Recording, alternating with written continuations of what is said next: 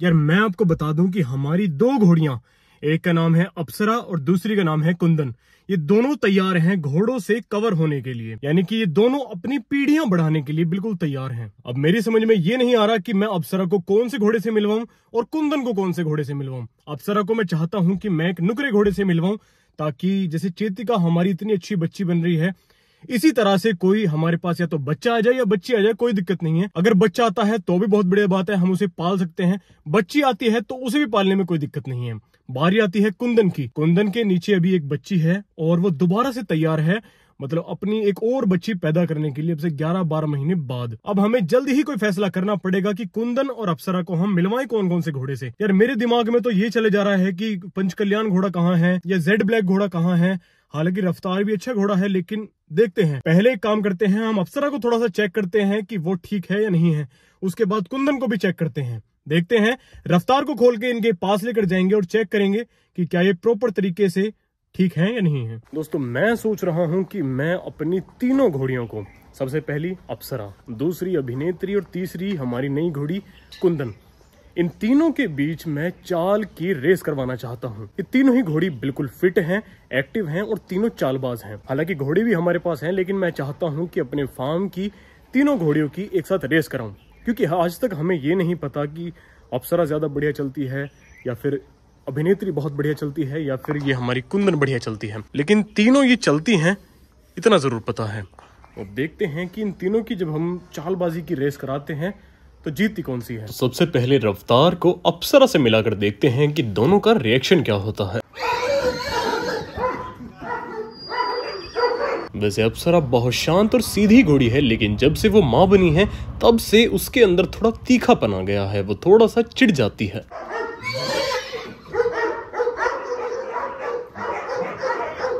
अप्सरा को हमने चेक कर लिया है और वो बिल्कुल ठीक है, लेकिन अब चेक करते हैं अपनी कुंदन को।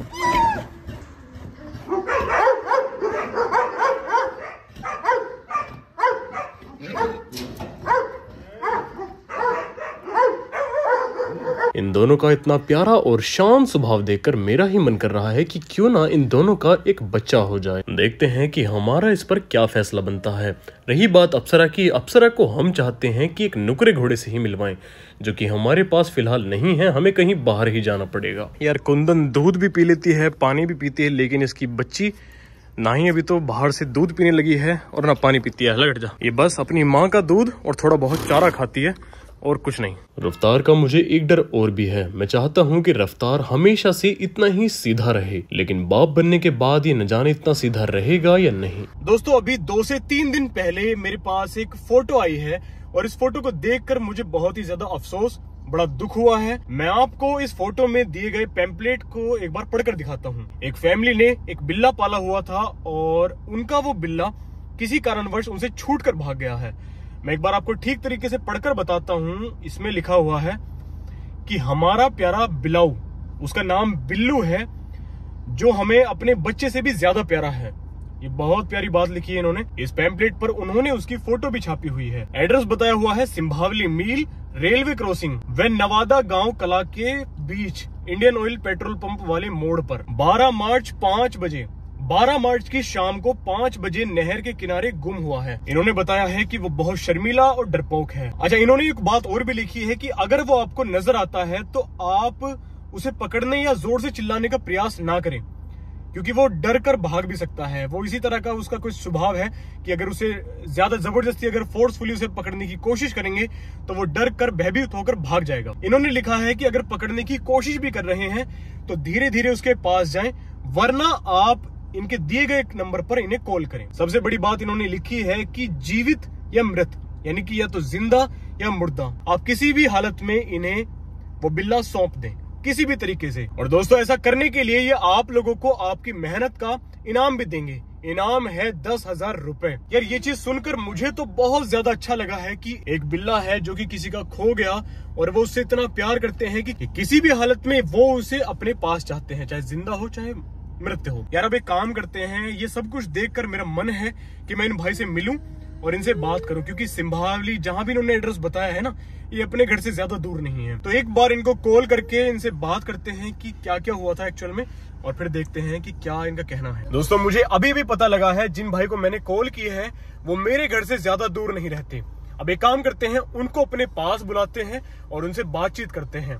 क्या पता इस बहाने उनकी मदद हो ही जाए, उनका बिल्ला उन तक मिल जाए। तो मैं तो यही चाहता हूँ, उनसे बात करेंगे, सब कुछ पता करेंगे इसके बारे में। तो जिन भाई का वो बिल्ला है वो मेरे पास है, वो मेरे साथ मौजूद है, उनसे ही बात करते हैं। भाई कैसे हैं आप? सबसे पहले तो ये बताइए। भैया नमस्ते। नमस्ते। मुझे देखो बड़ा बुरा लगा उसके बारे में जब मुझे पता लगा ना, लेकिन मुझे ये नहीं पता था कि वो आपका बिल्ला है ना। पहले मुझे पता होता तो मैं पहले ही कोशिश करता कि सबको पता लग जाए वो। अच्छा, वो आपने बचपन से पाला था या फिर कैसे?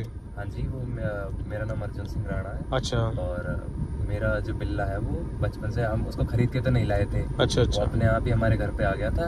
तो उसको हमने सोचा कि भूखा है, हमने उसको खाना रख दिया, दूध रख दिया। अच्छा। फिर वो हमारे घर से कभी गया नहीं, बस फैमिली की तरह हो गया, सोना खाना सब हमारे पास, बैठना। तो कितने टाइम से तुम्हारे साथ था वो?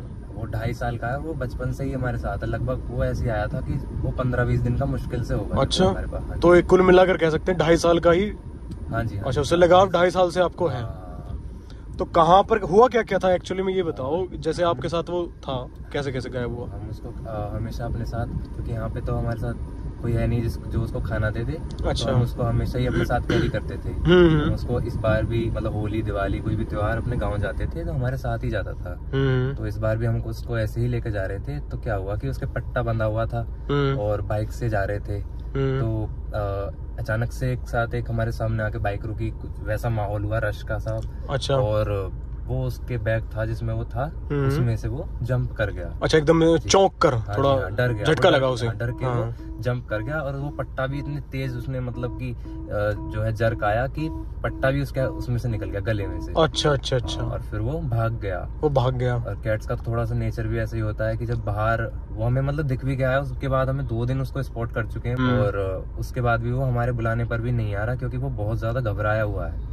अच्छा, वो मतलब वो डर गया थोड़ा सा, है ना? वो लोगों से अब ऐसे डर रहा है, वो आसपास किसी को आने नहीं दे रहा कि खतरा महसूस कर रहा है, मारने के लिए आ रहा है, खतरा महसूस कर रहा है। तो हमारी बस रिक्वेस्ट है कि यही है। बाकी तो भैया ने बता दिया होगा कि जैसे ही वो आपके सामने अगर आए तो आप हमें इन्फॉर्म कर दें। देखते रहें आप कि वो कहाँ जा रहा है, उसके मूवमेंट को बस थोड़ा सा ट्रेस करते रहें। आपकी मदद से अगर वो हमारे पास आ जाता है, हमें मिल जाता है, तो हम जो भी उसमें पैम्फलेट। हाँ, आपने बोला हुआ है कि एक इनामी राशि आपने तय की है कि 10,000 रुपए आप उस भाई को देंगे जो आपकी सहायता करेगा, आपके पास पहुंचाएगा उस बिल्ली को। जो जिसके भी माध्यम से, जिसकी भी इंफॉर्मेशन के माध्यम से हमारी बिल्ली हमारे पास आ जाती है। अच्छा, उसको वो इनाम। चलो, ये बहुत अच्छा लगा कि आप इतना प्यार करते हैं। ये कभी काफी लोग कम करते हैं ऐसी चीजें, लेकिन आप एक ऐसी चीज से जो आपने खुद पाल पोस के बड़ा की है, स्ट्रीट कैट, वो हमारे से भी दूर भाग रही है, हम तो भी उसको नहीं छोड़ रहे। लेकिन चलो कोई बात नहीं, भगवान चिंता है हमारे को, तो देखो भैया सब समझा देंगे। बिल्कुल सही बात है, लेकिन चिंता हमें उसकी है कि वो कैसे सरवाइव करेगा उस जंगली। हाँ बिल्कुल, जंगल में देखो जंगली कुत्ते भी हैं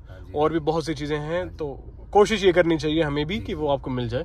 बिल्कुल कोशिश करते हैं। डेली वहाँ जा रहे हैं, 60 किलोमीटर हमें ट्रेवल करना पड़ रहा है उसकी वजह से। अच्छा, लेकिन हम अपनी थकान नहीं देख रहे, हम अपना कुछ बस मेहनत कर रहे हैं। और काश किसी की भगवान आपकी जरूर सुने, मेहनत से वो आ जाए तो। चलो, बिल्कुल उम्मीद है कि आपका बिल्ला आपको मिल जाए। जी जी भैया, धन्यवाद भैया। ठीक है।